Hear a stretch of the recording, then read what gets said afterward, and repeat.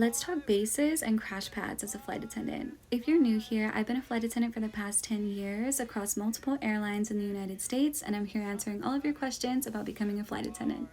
When it comes to bases, the best advice that I can give you is to research the airlines that you're interested in and their base locations and choose the one where most of their bases appeal to you, because there's no guarantee what base you'll get out of training. So if you have an airline where majority of their bases appeal to you for whatever reason, this will likely increase your quality of life and your overall work-life balance if you love the city that you're in, or if you have friends or family, or if it's just cities that you would like to explore.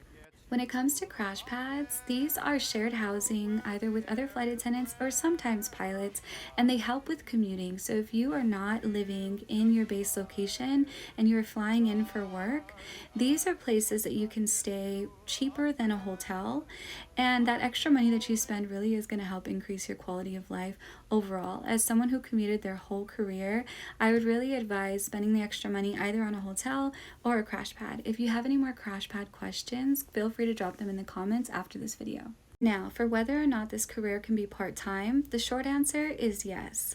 Most airlines, your seniority is going to determine your flexibility, which means the longer you're on with an airline, the more control you'll have over your schedule and how little or how much you want to work, depending on your work's regulations for work hours. So with that being said, your definition of full-time may be different than what full-time means for the specific airline that you choose. For example, I worked for an airline where I was on reserve for 3-day blocks 4 times a month, which is 12 days on, 19 days off.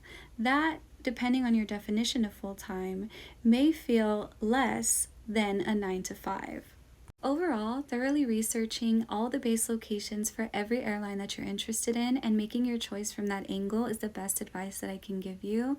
Also, if you choose not to relocate to your base after training and you are going to commute, looking into a crash pad situation or putting aside some extra hotel funds is ideal. If you need help with any of this research, you can always book a one-on-one consultation with me via the email in my bio.